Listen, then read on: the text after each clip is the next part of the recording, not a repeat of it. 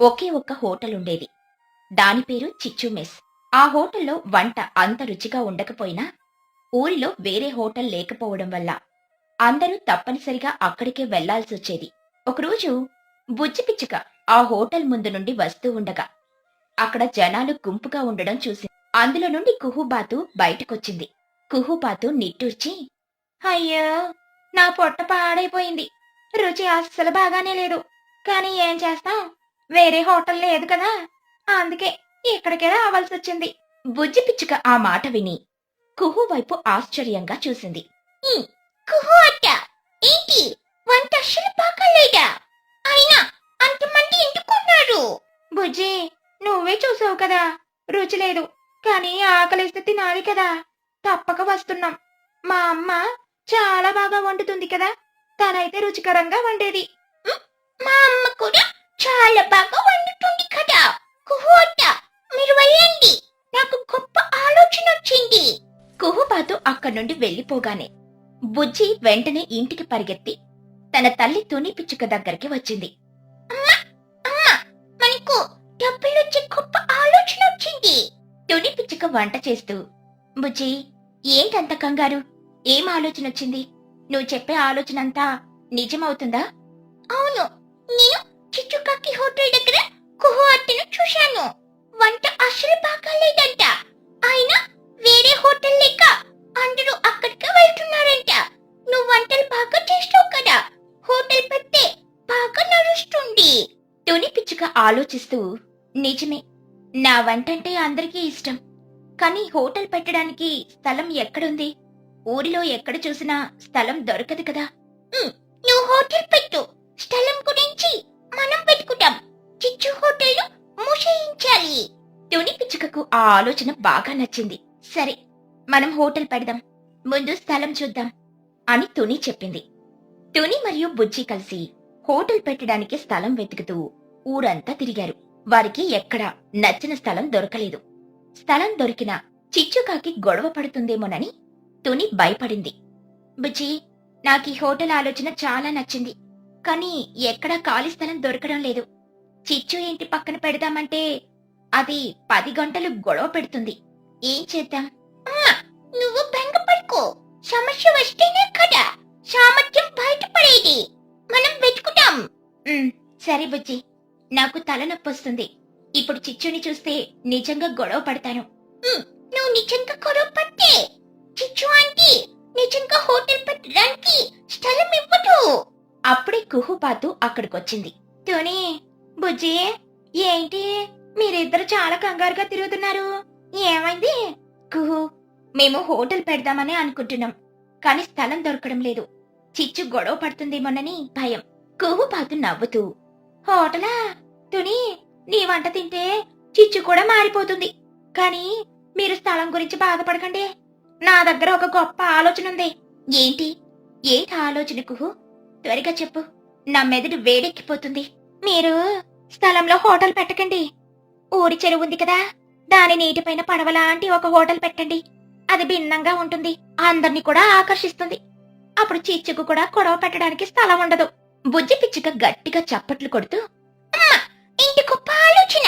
నీటిపైన hotel, అందరూ వస్తారు. చిచ్చు ఆంటీ నోరు మూసుకుంటుంది. తుని పిచ్చుకకు కుహు సలహా అద్భుతంగా అనిపించింది. కుహు, నువ్వు నిజంగా తెలివైన దానివి. ఈ ఆలోచన అద్భుతం. కాని పడవ హోటల్ ఎలా తయారు చేయాలి? నాకు తాడులు చెక్కలు తెలియదు కదా.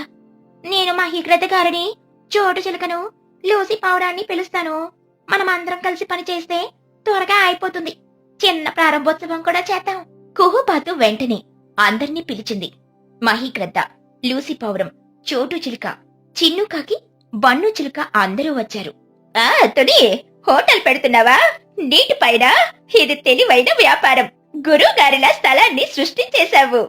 ఆహా, పడవ హోటలా? నాకు కూడా పని కావాలి. నేను హోటల్ బయట రంగులు వేస్తాను, పడవ మెరవాలి.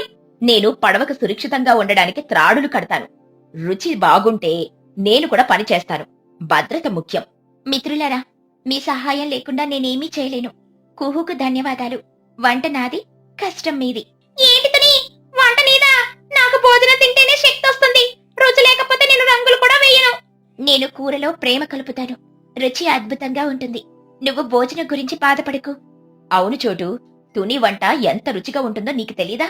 నువ్వు రంగులు వేసే పని చెయ్యి. వంట గురించి తునిని ఇబ్బంది పెట్టకు. సరే లూసీ, తుని వంట బాగా లేకపోతే రంగులన్నీ నీళ్ళలో కలిపేస్తాను చెప్తున్నా.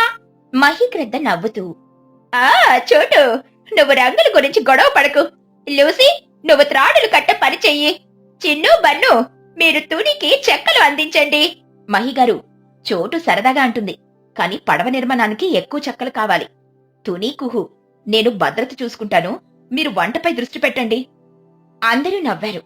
మహీకృత నాయకత్వంలో చోటు చిలుక రంగులు, లూసీ పౌరం సురక్షిత ఏర్పాట్లు, చిన్ను పన్ను చిన్న చిన్న సహాయాలు చేస్తూ కొద్ది రోజుల్లోనే తుని రుచి భవనం అనే అందమైన హోటల్ చెరువు నీటిపైన తేలుతూ సిద్ధమైంది.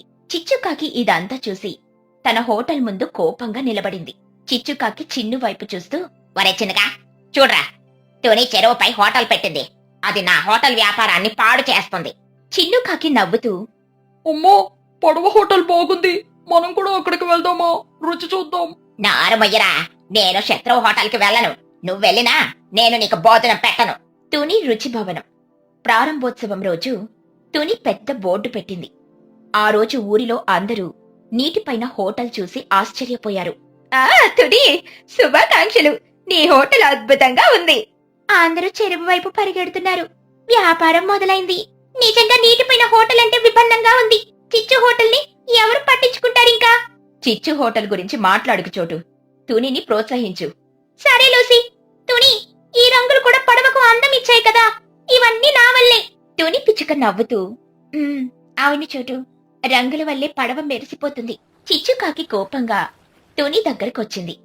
తుని, హోటల్ పెట్టడానికి నీకు స్థలం దొరకలేదా? చెరువుపై వ్యాపారం చేస్తావా? ఇది న్యాయం కాదు. తుని పిచ్చుక నవ్వుతూ, చిచ్చు, చెరువు ఎవరి సొంతం కాదు కదా, నేను ఎవరిని ఇబ్బంది పెట్టను. నీకు అసూయ ఉంటే నువ్వు కూడా నీటిపైన ఇంకో హోటల్ పెట్టుకో, నేను వంట మొదలు పెడతాను. చిచ్చుకాకి కోపంగా వెళ్లిపోయింది. తుని తన వంట మొదలు పెట్టింది.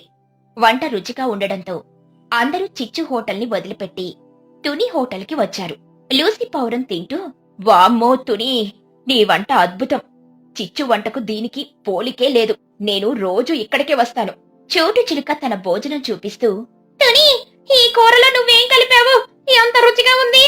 అదే ప్రేమ చోటు. చిచ్చుకి డబ్బుపై ఉన్న ప్రేమ కంటే నాకు వంటపై ప్రేమ ఎక్కువ. చిన్ను, బన్ను, మీరు ఆనందంగా భోజనం చేయండి. మా అమ్మ హోటల్ ఎంత బాగా నడుస్తుందో చూశారా? చిచ్చుకాకి ఆ మాటలు విని మరింత బాధపడింది. తుని హోటల్ నీటిపైన ఉండడం వల్ల గ్రామంలో చాలా మందిని ఆకర్షించింది. తుని వ్యాపారం రోజురోజుకు బాగా నడిచింది. చిచ్చుకాకి తన హోటల్ని మూసేయాల్సిన పరిస్థితి వచ్చింది. ఆమె తునిని చూసి కోపంతో పాటు గర్వంగా కూడా ఫీల్ అయ్యింది. తుని ఎంత కష్టపడి నిజాయితీగా వ్యాపారం చేస్తుందో చిచ్చు అర్థం చేసుకుంది. తుని, నువ్వు నిజంగా గెలిచావు. నీ వంట రుచి, నీ తెలివి నా వ్యాపారాన్ని నాశనం చేసింది. కానీ సంతోషం, నువ్వు నిజాయితీగా వ్యాపారం చేస్తున్నావు. తుని పిచ్చుక చిచ్చును దగ్గరికి తీసుకుని, చిచ్చు, నువ్వు బాధపడకు. నువ్వు కూడా వంట బాగా నేర్చుకో. మనమిద్దరం కలిసి హోటల్ నడుపుదాం. అప్పుడు డబ్బులు రెట్టింపవుతాయి కదా. చిచ్చుకాకి తుని మాటలు బాగా నచ్చాయి. చిచ్చు ఆ రోజుట్టుండి తన పిసినారి బుద్ధిని వదిలిపెట్టి తునితో కలిసి హోటల్ని నడపడం మొదలుపెట్టింది. నీటిపైన పడవలాంటి తుని హోటల్ గ్రామానికి ప్రధాన ఆకర్షణగా మారింది. పక్షుల గ్రామంలో దసరా పండుగ అంగరంగ వైభవంగా జరిగింది. తుని పిచ్చుక ఇల్లు బంధుమిత్రులతో కలకలలాడుతోంది. ముఖ్యంగా చిచ్చుకాకి మరియు తన కొడుకు చిన్నుకాకి పట్నం నుండి వచ్చారు. పండుగ రోజుల్లో ఎక్కడ చూసినా సందడే. తుని పిచ్చుక అందరికీ స్వీట్లు పంచుతూ సంతోషంగా, అబ్బబ్బబ్బా, ఈ దసరాకు ఎంత సరదాగా ఉందో. చిచ్చు, నువ్వు చిన్ను రావడం వల్ల మాకు చాలా సంతోషంగా ఉంది. మీరిద్దరూ లేకుండా పండుగ చేసుకుంటే మాకస్సలు నచ్చదు. చిచ్చుకాకి స్వీట్ ని నోట్లో పెట్టుకుని కళ్ళు మూసుకుని గట్టిగా నవ్వుతూ, తుని, నీ చేతి వంట ఎప్పుడూ అంతే అద్భుతం. మా ఇంట్లో ఈ ఖర్చులు వృధా అనుకొని మేము స్వీట్లు చెయ్యం కదా. ఎక్కడికి వస్తే రాజభోగం దొరుకుతుంది. చూస్తుంటే నాకు ఇక్కడి నుండి వెళ్లాలని అనిపించట్లేదు తుని. చిన్నుకాకి బుజ్జితో ఆడుకుంటూ ఉల్లాసంగా, బుజ్జి, ఈ పండుగ మా ఇంట్లో ఉంటే ఇంత బాగుండేది కాదు. మా అమ్మ పిసినారి కదా, మాకు కనీసం చాక్లెట్లు కూడా కొడదు. మీ అమ్మ తుని అత్త చాలా మంచిది. అడిగితే ఇస్తుంది. చిన్ను అన్నయ్య, నీకు చాక్లెట్ కావాలంటే మా అమ్మ తునిని అడుగుదాం. మా అమ్మ చాక్లెట్లు కొంటుంది. తుని ఎప్పుడు పిసినాటి కాదు. తుని పిచ్చుక నవ్వుతూ, ఏంటి చిన్ను, నీ తల్లిని అలా అంటావా? చిచ్చు కూడా బాగానే చూసుకుంటుందిలే. చిచ్చుకాకి కాస్త కోపంగా, తుని, నువ్వు పసిపిల్లల ముందు నా పిసనారి బుద్ధి గురించి మాట్లాడుకో. నేను ఖర్చు పెట్టను, అంతేగాని పిసనారినైతే కాదు. డబ్బు ఆదా చేస్తాను. నువ్వు వీళ్ళకు చాక్లెట్లు పంచే డబ్బు వృధా చేయకో. పండుగ రోజుల్లో చిన్ను మరియు పుచ్చి కలిసి బాగా ఆడుకున్నారు. వారికి పండుగంటే చాలా ఇష్టం. పండుగ రోజుల్లో తుని ఇంట్లో రోజుకో వంటకం తయారయ్యేది. దసరా పండుగ ముగిసింది. చిచ్చుకాకి మనసులో ఒక ఆలోచన మొదలైంది. చిచ్చుకాకి తనలో తాను ఆశగా, దసరా అయిపోయింది, ఇంకా 20 రోజుల్లో దీపావళి వస్తుంది కదా. ఇప్పుడు ఇంటికెళ్ళి మళ్ళీ దీపావళికి రావడం అంటే చాలా ఖర్చు. ప్రయాణం ఖర్చు, సామాన్ల ఖర్చు, వంటల ఖర్చు, బాంబుల ఖర్చు, అబ్బా అంతా నష్టమే. అందుకే ఈ 20 రోజులు ఎక్కడే ఉంటే తుని అన్ని చూసుకుంటుంది. నా డబ్బులు మిగులుతాయి. తునికి మంచి మనసు కదా, ఏమి అనదులే. దీపావళి వరకు ఇక్కడే ఉండి ఖర్చు లేకుండా పండగ చేసుకుందాం. చిచ్చుకాకి వెంటనే చిన్నుని పక్కకి తీసుకెళ్లి మెల్లిగా తన ప్రణాళిక చెప్పింది. చిచ్చుకాకి గొసగొసగా, చిన్నగా పద ఇంటికెళ్దాం అని నాటకమాడు. నేను నిజంగా వెళ్లడం లేదు. చిన్నుకాకి తల్లిని చూసి ఆశ్చర్యంగా, ఎందుకమ్మా, మనకి ఇంట్లో ఏముంది? బుజ్జితో ఆడుకోవడం సరదాగా ఉంది. నేను రాను, నీ నాటకం ఆపడం కష్టం. అయ్యో, ఏ పిసనారి మాట వినవు. చిన్న, నువ్వు రాను అని మారం చేస్తే దీపావళి వరకు మనం ఇక్కడే ఉండొచ్చురా. నువ్వు మారం చేస్తే నేను నీకు 2 పెద్ద చాక్లెట్లు ఇస్తాను. ఏమంటావు? చాక్లెట్ చూడు ఎంత రుచిగా ఉంటుందో. చిన్నుకాకి ఉత్సాహంతో, 2 చాక్లెట్లు డన్నమ్మా. నువ్వు నన్ను మారం చేయమంటే మారం చేస్తాను, ఏడుపంటే ఏడుస్తాను. నాకు చాక్లెట్ ఇస్తే చాలు. దీపావళి బాంబుల కంటే చాక్లెట్లు ముఖ్యం. సబాష్, నువ్వు నా కొడుకురా. ఇప్పుడు మనం నాటకం మొదలు పెడుతున్నాం. నటించడం మొదలు పెట్టు. తుని పిచ్చుక వాళ్ళందరి ముందు చిచ్చుకాకి చాలా బాధగా కళ్ళల్లో నీళ్లు పెట్టుకుని మాట్లాడింది. చిచ్చుకాకి నటించే ప్రయత్నం చేస్తూ గొంతు మార్చి, తుని, పదరా చిన్ను, దసరా అయిపోయింది. ఇంకా మనం ఇంటికి వెళ్దాం. నువ్వు బుజ్జితో చాలా బాగా గడిపావు కదా, ఇక సెలవులు అయిపోయాయి, వెళ్దాం. తుని, మమ్మల్ని పంపు, వెళ్తాం. బుజ్జి పిచ్చుక కంగారుగా ఏడుస్తూ, మీరు వెళ్ళకండి చిన్ను అన్నయ్య, నువ్వు ఉండు. మనం ఇంకా చాక్లెట్ తిందాం, ఆడుకుందాం. మీరెళ్తే నాకు నిద్ర పట్టదు. చిన్నుకాకి గొప్ప నటుల్లా మొహం పెట్టి తలను అడ్డంగా ఊపుతూ, అవునమ్మా, నాకిక్కడే బుజ్జితో ఉండాలని ఉంది. దసరా తర్వాత దీపావళి కూడా దగ్గరలోనే ఉంది కదా. ఇప్పుడు వెళ్ళి మళ్ళీ రావడం ఎందుకు? ప్రయాణం కష్టం. ఇంకొన్ని రోజులు ఇక్కడే ఉందాం ప్లీజ్ అమ్మా. తుని పిచ్చుక నవ్వుతూ, చూసావా చిచ్చు, పిల్లలు ఎంత ప్రేమగా అడుగుతున్నారు.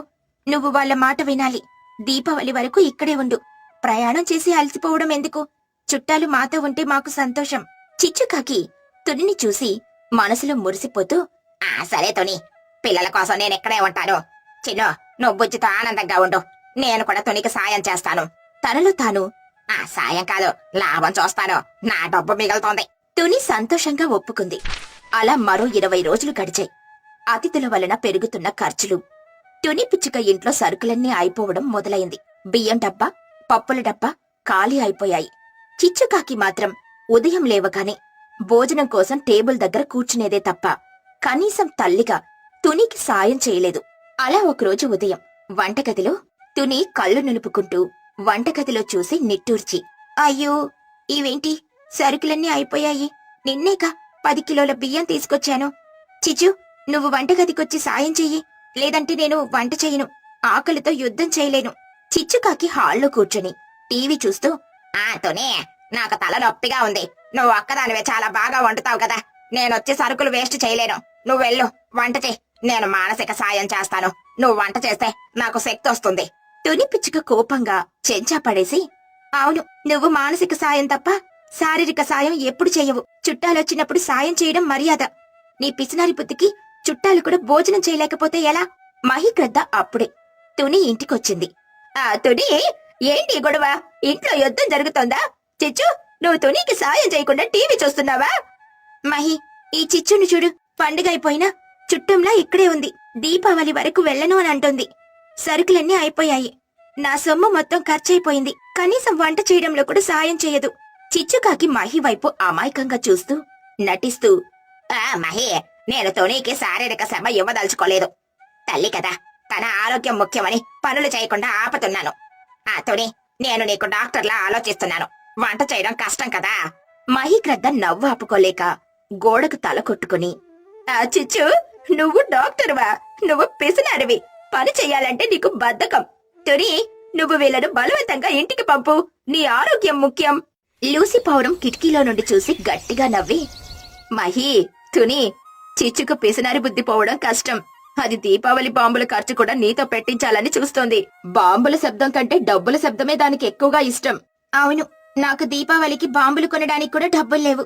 చిచ్చు, నువ్వింటికెళ్ళు. చాక్లెట్లు కొనాలంటే సొంత డబ్బులు కావాలి. నువ్వుంటే నా ఖర్చు పెరిగిపోతుంది. తుని, నీకు దీపావళికి నేను సాయం చేస్తాను. నువ్వు డబ్బు గురించి ఆలోచించుకో, నేనున్నాను కదా. తనలో తాను, సాయం అంటే మానసిక సాయం మాత్రమే. చిన్నుకాకి అప్పటికే తుని ఎంత కష్టపడుతుందో చూశాడు. తుని ముఖంలో ఆనందం పోయి కష్టం కనిపించింది. చిన్నుకు విషయం అర్థమైంది. చిన్నుకాకి తన మనసులో, మా అమ్మ ఎంత పిసినారి. తుని అత్తని ఎంత బాధ పెడుతోంది. అత్త అస్సలు ఒక్క మాట కూడా అనలేదు. నేనే మా అమ్మను ఒప్పించాలి. చాక్లెట్లు పోయినా పర్లేదు, అత్త సంతోషం ముఖ్యం. చిన్ను వెంటనే చిచ్చుకాకిని పక్కకు తీసుకెళ్లాడు. చిన్నుకాకి మెల్లిగా, అమ్మ, ఇంటికెళ్దాం. నాకు బుజ్జితో ఆడుకోవడం ఇష్టముంది. కానీ తుని అత్తను చూడు, ఎంత కష్టపడుతుందో. సాయం చేయకపోతే మనం చుట్టాలు కాదు, బద్దకస్తులమవుతాం. నువ్వు వెళ్ళు, సరుకులన్నీ అయిపోయాయి. చిచ్చుకాకి చిన్ను మాటలు గుండెకు తగిలాయి. తుని ఎంత కష్టపడుతుందో, ఒక్క మాట కూడా అనకుండా ఎలా ఉందో తలుచుకుని బాధపడింది. చిన్ను, నువ్వు మాట్లాడింది నిజమేరా. నేను డబ్బు గురించి ఆలోచించాను తప్ప తుని గురించి ఆలోచించలేదు. తుని ఎంతో మంచిది. నేను పాపం చేశాను. పిసనరి బుద్ధి నాకు చాలా నష్టం తెచ్చింది. చిచ్చుకాకి కళ్ళల్లో నీళ్లొచ్చాయి. ఆమె వెంటనే తుని దగ్గరికి పరిగెత్తింది.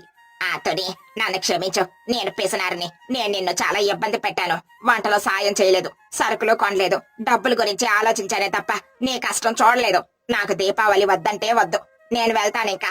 తుని పిచ్చుక ఆశ్చర్యంగా చిచ్చును దగ్గరికి తీసుకుని, చిచ్చు, నువ్వేడవకు. చుట్టాలొచ్చినప్పుడు ఖర్చులుంటాయి. నువ్వేమి బాధపడకు. నువ్వు చిన్ను ఉంటే నాకు చాలా సంతోషంగా ఉంటుంది. నువ్వు కావాలంటే ఇంకొన్ని రోజులుండు. సరుకులు నేను తెస్తానులే. వద్దు తుని, నువ్వు చాలా మంచిదానివి. నువ్వు ఒక్క మాట కూడా అనలేదు. అందుకే నాకు మనసు అస్సలు బాగా అనిపించట్లేదు. నేను పిసినారిగా ఉన్నాను. కానీ నువ్వు బంగారం. నేను ఇంటికెళ్తాను. తుని అత్త, మేము ఇంటికెళ్తాం. మా అమ్మకు బుద్ధొచ్చింది. నన్ను చాక్లెట్లు అడగకు. తుని, నేనొక నిర్ణయం తీసుకున్నాను. ఈ దీపావళికి మేము మీ ఇంటికి రావడం కాదు, మీరే మా ఇంటికి రావాలి. దీపావళి ఖర్చులన్నీ నేను భరిస్తాను. బాంబులు, స్వీట్లు, వంటలు అన్నీ నావే. నువ్వు చుట్టంగా మా ఇంటికి రా. నిజమైన రాజభోగం అంటే ఏంటో చూద్దువు గాని. తుని పిచ్చుక సంతోషంగా, చిచ్చు, నువ్వు నిజంగా మారిపోయావు. సరే, మేం తప్పకుండా వస్తాం. నీ పిసినారి బుద్ధిని వదిలిపెట్టు. చిచ్చుకాకి మరియు చిన్నుకాకి సంతోషంగా తమ గ్రామానికి వెళ్లిపోయారు.